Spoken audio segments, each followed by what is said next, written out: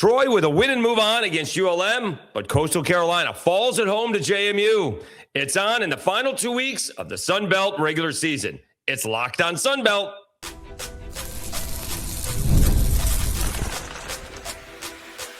You are Locked on Sun Belt, your daily podcast on the Sun Belt Conference, part of the Locked on Podcast Network, your team every day. All right, Dave Schultz, Locked on Sun Belt, your teams every day. Today's episode brought to you by 5-Hour Energy. Have your cake and drink it too. Birthday cake flavors back. No fork needed. Vanilla-y, cakey flavor, caffeinated kick, and no sugar. It's party time. Order now at 5hourenergy.com or Amazon. All right, we'll get to today's ball games in a little bit. We'll see if we can squeeze some baseball in there somewhere. And Mississippi State cancels series against Troy. All right, on football. All right, meanwhile, we had two games last night in the Sun Belt. Troy at ULM, huge favorite. Of course, it came down to the wire. Coastal Carolina trying to get into this mix for the top spot, and they fall at home to JMU. Let's do that Troy game first, although that ended second. Troy hangs on, actually, technically a come-from-ahead victory, sort of. ULM, well, I think this was basically even. Let's see here. Yeah, lead time was even. Troy led 16 and a half minutes. ULM led 16:05. Troy wins at 77-76, except they had a 6-point lead at 70-64. And Christian Lewis brought ULM back with not one, but two 3-point plays. Michael Saunders hits a 3 to tie the game up, and then Troy misses to take the lead. Michael Saunders hits one of two free throws. We've been talking about free throws for a minute now. He makes one of two free throws. And then at the end, it ends up being, it was Kerrington Kiel with a nice driving layup. Christian Lewis tried to do a little Kelly leak. He had Saunders open for an open three-pointer, took it to the hoop, hoping to get fouled or make the shot. Looked like the shot got blocked a little bit, to be honest with you. It looked like somebody on Troy got a hand on it. But in typical ULM fashion, the ball hits the top of the rim and falls back. Not to get ahead of ourselves at all, but if you're South Alabama and they got Texas State coming up, and we'll talk about that, you can't look ahead. I can look ahead.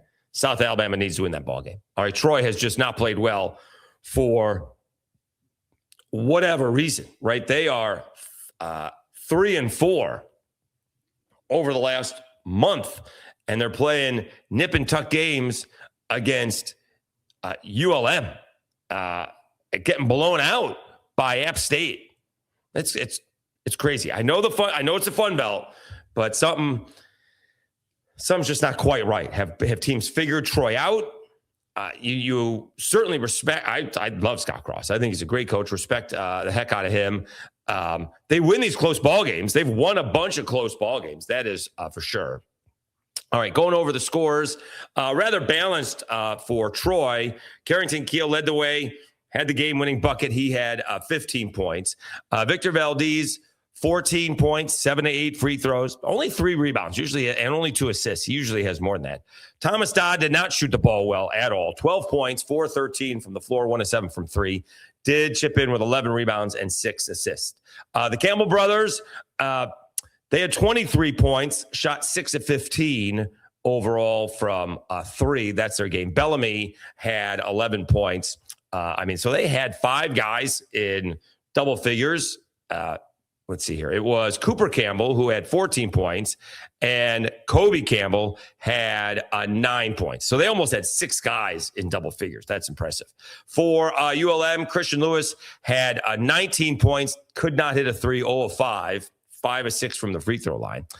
You did have Broadnex with 13 points, 4-9 from the floor, and you had Saunders who hit his only 3 to tie the ball game up. I believe it was at 75. But again, he got fouled on the rebound of the Troy miss, and unfortunately, he only makes 1 of 2 for ULM. That allows Troy to come on down and take the lead, and Lewis's layup was just short.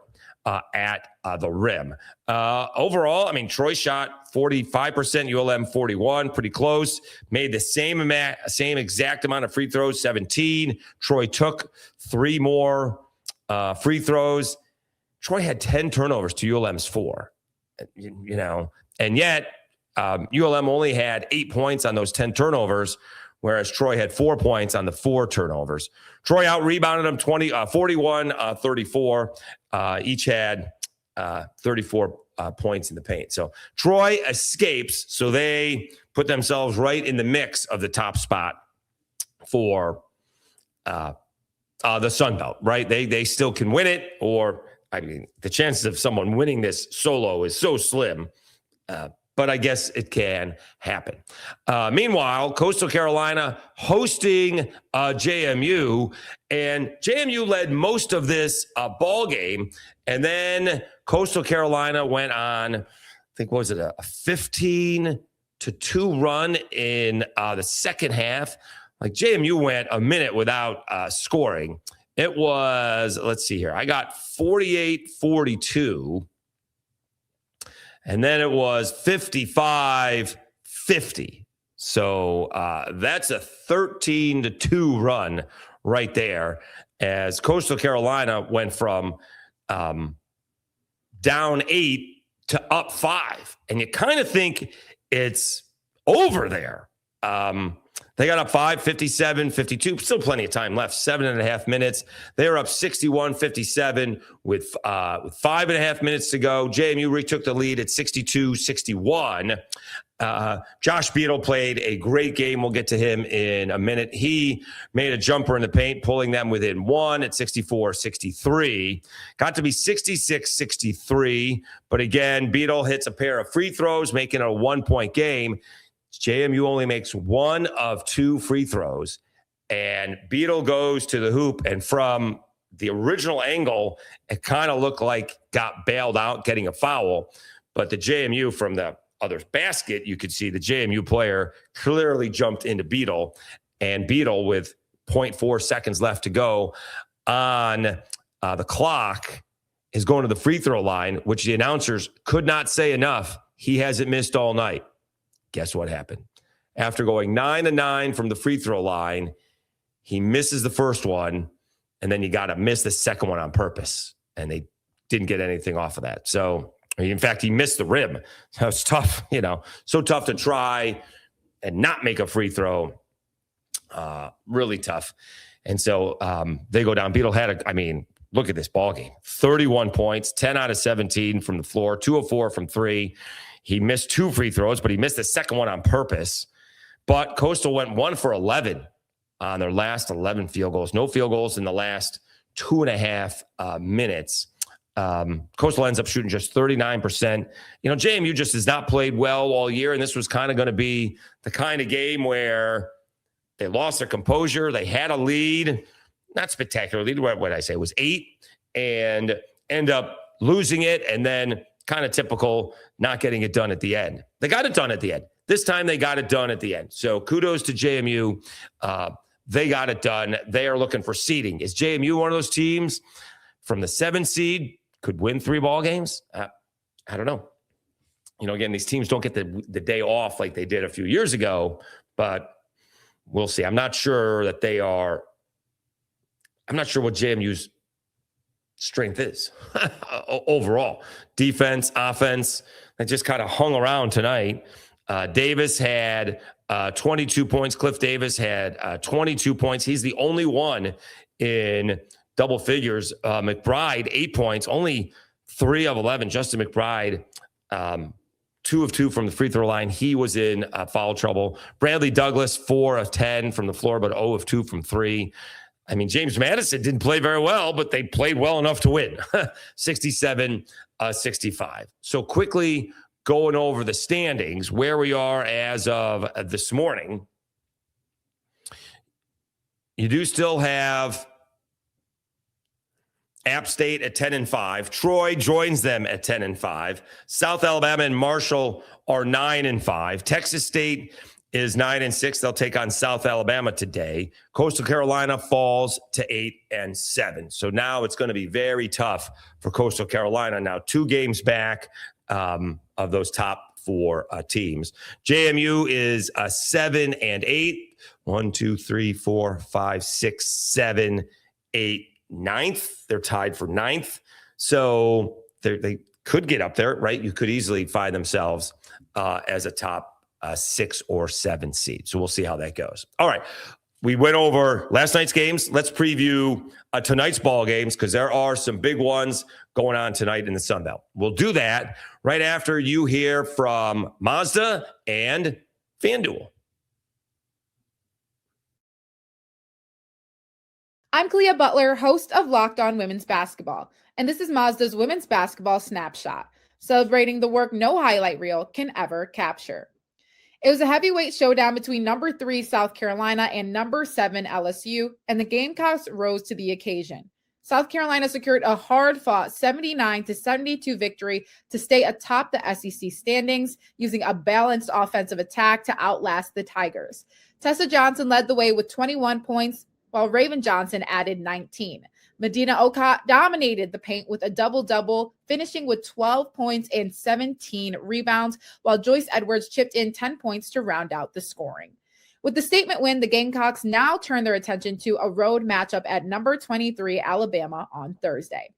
These moments are earned off the clock, those long before the lights ever come on. The sweat, the fakes, the doubt, the scrapes, and coming back for more every time. Mazda puts that same drive into every detail. Wins define the moment, putting in the work, that defines you. There's more to a Mazda because there's more to you.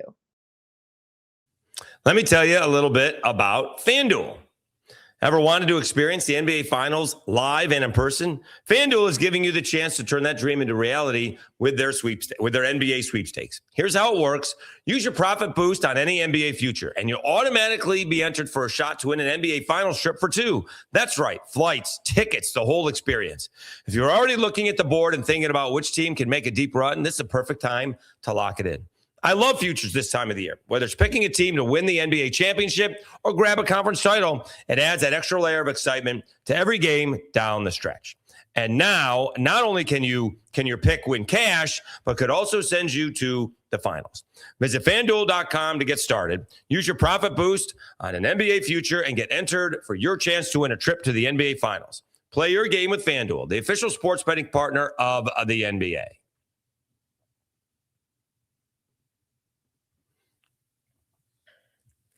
All right, Dave Schultz, Locked On Sunbelt, your teams every day. Speaking of that, let me tell you about the Everydayer Club. Thank you for making Locked On Sunbelt your first listen of the day. And thank you for making Locked On the #1 sports podcast network. You already live your Sunbelt team every day, all day. Now take it up a level and go ad-free. Join the Everydayer Club today and get Locked On Sunbelt with no interruptions for all just $5 a month, or even better, $50 a year. Go to lockedonsunbelt.supercast.com or check the link in the show notes to learn more. All right. Dave Schultz, again, Locked On Sunbelt, your teams every day. Let's go over tonight's basketball games because they are some big ones in the Sunbelt. You have an extremely hot Texas State basketball team that has won 6 in a row. Most of those, it should be noted, are at home. That's an odd part of the schedule. They went to Georgia Southern and they won that ball game, but they beat Marshall at home by 4. They beat up Old Dominion pretty good. Went to Georgia Southern, beat them by 6. Hammered Western Michigan at home, beat Troy at home, and beat Monroe at home, putting up 95 points on the Warhawks. All right. That's a thing because they're taking on South Alabama tonight. And let's see if we have the breakdown overall. I wanted the home and road. Usually they do that home and road thing. South Alabama is 19-8, 9-5 in the Sun Belt. South Alabama, a slight 2.5 point favorite. Well, we'll see. Texas State, all of a sudden, we mentioned this a couple weeks ago. They're kind of lurking, right? They were just kind of hanging around, and they have found themselves right there. beat South Alabama, and all of a sudden, there's only 3 teams with 5 losses, and we'll see what happens. They beat South Alabama. South Alabama beats Troy. Maybe App State runs away with this thing. But I don't think if I picked one, it'd be South Alabama, or I guess it could be Troy. We'll see. Troy's got the easiest schedule, playing Monroe twice, although that wasn't very easy last night. And they get the Cajuns, which may not be easy either, but I believe that's in Troy. They're getting South Alabama. I think if a team could go and win all 4, it would be South Alabama, but we'll see. I think, didn't South Alabama already lose to Texas State? Did they beat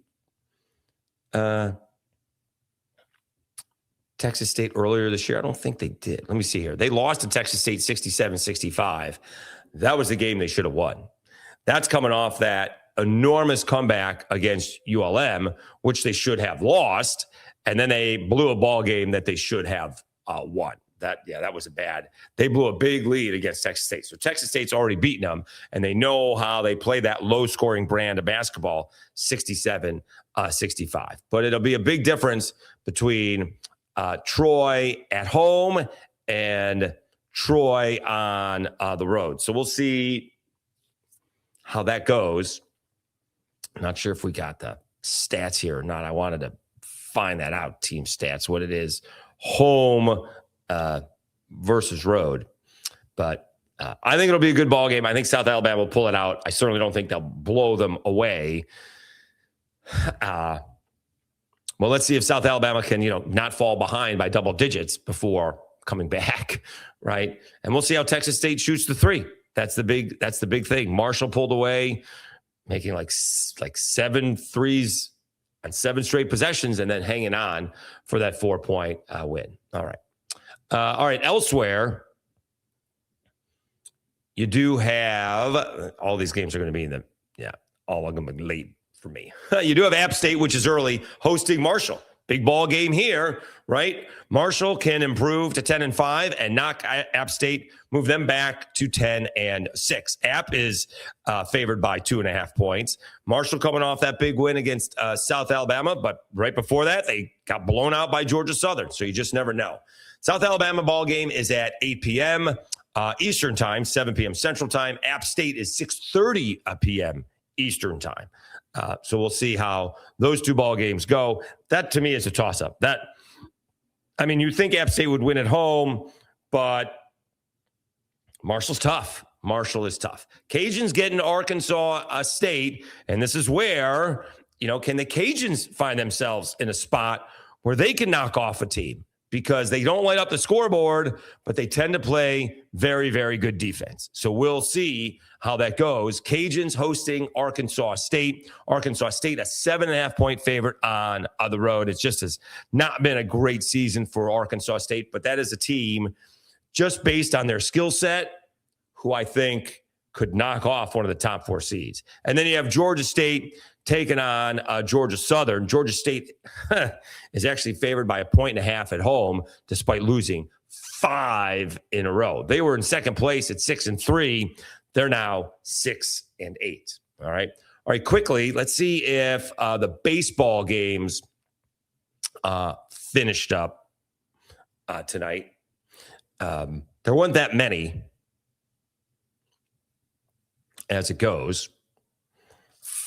You did have Richmond taking on James Madison. Richmond won that ball game 9-5, and Mercer beats Georgia State 8-0. Let's see if we can find that Old Dominion score, because that may be having stat issues.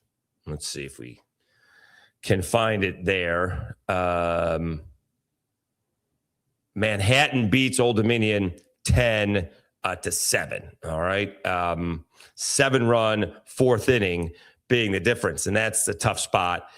Old Dominion had taken a 5-1 lead. In fact, Manhattan had tied it up at 1 in the top of the 3rd, and Old Dominion puts up a 5 spot in the 3rd inning, only to see Manhattan come back with 7 runs in the 4th and not much pushback later on. Manhattan, I guess, scored 2 big runs in the 9th. Preventing an Old Dominion comeback. They scored 1, but just not enough. So Manhattan beats Old Dominion 10-7. So not a great night for the Sun Belt, unfortunately, in baseball again. It'd be nice to win some of these midweek games to help out that RPI across the league. All right, let's take a timeout. We'll come back. And once again, due to the SEC scheduling 9 ball games, the SEC runs scared of the better Sun Belt teams. We'll talk about that next as Mississippi State cancels their series versus Troy. Right after I tell you about TurboTax and 5-Hour Energy.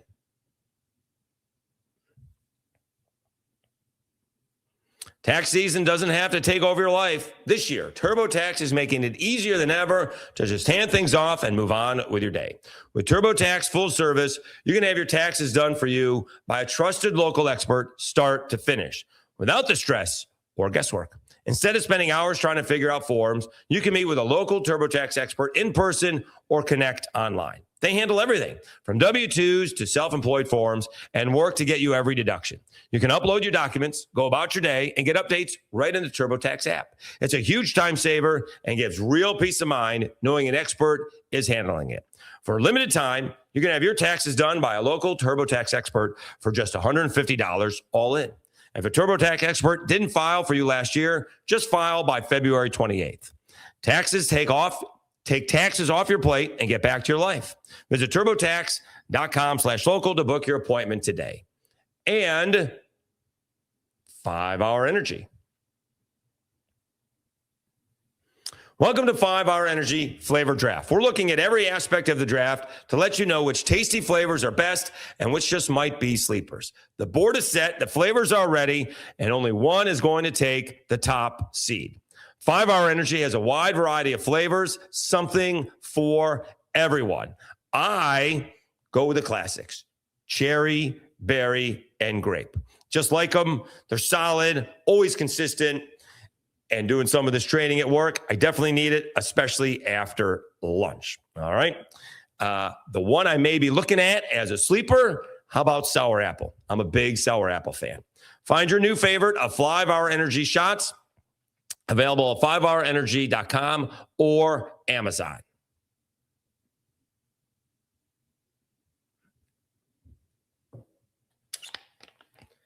All right, Dave Schultz, Locked On Sunbelt. Your teams every day.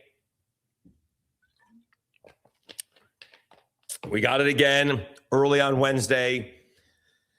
Mississippi State cancels a home and home, pays their way out of it. Mississippi State was coming to Troy this year, and they bailed to play the 9-game schedule. Okay. You know who? So Troy ends up getting, they moved the Missouri game, so they're still playing Missouri, but now they're playing Utah State. All right. So if we go to the Mississippi State 2026 football schedule, you know who they're still playing? ULM in Starkville. What a shock. You know who they're still playing? Tennessee Tech in Starkville. So obviously they're not going to cancel a home game, but they did. I don't think it would have mattered. It's just this year they were going to Troy, apparently. They always seem to take off the easier or the more difficult of the teams. They always keep the easier teams to play. It is what it is. It really is unfortunate. Troy gets some cash. Boy, wouldn't it have been fun for Troy to host Mississippi State? And this also happened. It could be me. All right. I am not the most technology sound guy, but here's the difference. All right. Just on ESPN Plus. I don't know if anybody else had this issue. I actually had to use the search function to find both the Troy ball game and the Coastal Carolina ball game. Now, when I went looking for the Coastal Carolina ball game, Troy was on the screen. All right. You scroll over and it was there. When I was finished with the Coastal Carolina game, Troy wasn't on the screen. I actually had to search for Troy. All right. And that's the difference. It's hard to get those kind of, kind of make that money when you have to go 1 or 2 or 3 more steps just to watch the game, right? We have to subscribe to ESPN Plus. We got to put on the app, and then we got to, hopefully it's there for men's basketball. Now, Coastal Carolina game wasn't. They only had like a half a dozen games on before the scroll ended. Then you got to go in there and search for it. So that takes time, right? And you got to do the same thing with Troy and such. Would that have Troy, Mississippi State game been on the SEC network? Something along those lines? I don't know if you could, probably not at Troy. But that's the kind of thing that the Sun Belt deals with. And now we're talking about, again, group of 5 teams. St. Louis may not make the NCAA tournament. Miami of Ohio loses 1 or 2. They may not make the NCAA tournament. They're talking Auburn should be in. Auburn's 14-11. I do not care that they got the second hardest schedule in the country. You got to beat some teams. You got to win. You can't just be barely over 500. You can play the hardest schedule in the country. But if you're not winning 20 ball games, what are we doing? And Stephen Pearl probably has done a pretty good job this year. I get the tough schedule. Would Auburn be undefeated? That's what people would say. Would Auburn be undefeated if they were playing Miami of Ohio schedule? Probably. All right. Maybe. Most likely, but not for sure. All right. And would Miami of Ohio have 11 losses if they played Auburn schedule? Okay. Good. All right. Flip that around. But, when you get the different players and all the different cash. I mean, what was it, like 60 million, like 70 million that the SEC network doled out? That's before one ticket is sold, the $70 million to the school or something like that. Let me look that up. I think I'd be shocked if each school in the Sun Belt is getting I think they're getting like $3 million, right? What the SEC, they doled it out a few weeks ago. SEC network payout. Let's see here. Southeastern distributed a record over $1 billion. That says 24-25. So that's what it is. It averages it was not 70, $52.5 million, $52.6 million. I don't think Oklahoma and Texas got that, but goodness gracious, distributed over $1 billion in 24-25. And that is a 25-point increase from the $800 million that they had last time out. It's just a different level of play. And again, this will be another podcast episode topic, right? They're going to split away. This is what Sacramento State's trying to do. Sacramento State is trying to get and make sure they're in that higher end of sports when it splits away. My Syracuse Orange have completely dropped the ball. Proverbial and literally, right? Proverbially and literally. All right. The AD coming from ESPN would think you would understand all that stuff. What are we talking about? A half dozen years ago, the courts agreed to open up NIL and Syracuse just didn't bother. Way behind the 8 ball when it comes to that. All right. Had like one good year in football and have not had a good year in basketball since like 2016. It's been a decade. So when they open up the floodgates for the money, Syracuse just decided we're going to wait back here. All right. I am terrified Syracuse is going to end up in the MAC. All right. Or the NEC or something like that. That's what's going to happen. All right. Because they have not dedicated themselves to this. And at the same time, you hear people like Troy Aikman like, I'm not going to pay out money because no one's committed. Right. All right. Although, wasn't it Troy Aikman who got more money or left Fox to go to ESPN because some guy named his backup, the guy who didn't win any Super Bowls, Tony Romo, got a huge deal from CBS. So that's what happened, right? Talk about commitment. So it's okay when the professionals get it, but when the kids get it, it's a problem. Right? I don't have a problem with the kids getting paid. We do need some guardrails in there. We've been over that. But the separation is coming when, you see it in professional as well. I think I saw the Dodgers get like $300 million for their TV deal. All of that, on a side note that a lot of local areas are just losing it with baseball. The Twins are going to get like $5 million. Well, that's not even a lefty out of the bullpen. right? I mean, come on. So, it's not only on the college level, but it is on the professional level as well. So there's a huge dichotomy. We're going to be hearing it all year. I'm already sick and tired of it, right? I'm not even sure spring training games have started. They may start this weekend, but they're already talking about a lockout next year. They're already talking about it, all right? And then you got that whole, Tony Clark's in enough hot water. Not only did he lose a job, but that's a tough spot for everybody involved. So that's going to be in the news all year long. Unfortunately, when we came off what was a tremendous baseball season. But it all just goes back. It just goes back to money. It's just, lack of better phrase, it's just pure unadulterated greed. That's all it is. It's just rich people being greedy. That's all it is. They don't want they don't want to prop up the smaller schools. They don't want it. They don't want the JMUs in the college football playoff. They don't want the FAUs in the NCAA tournament. They just don't want it. They want the Michigans. They want the Dukes. All right. It is one of those things of what it is. All right.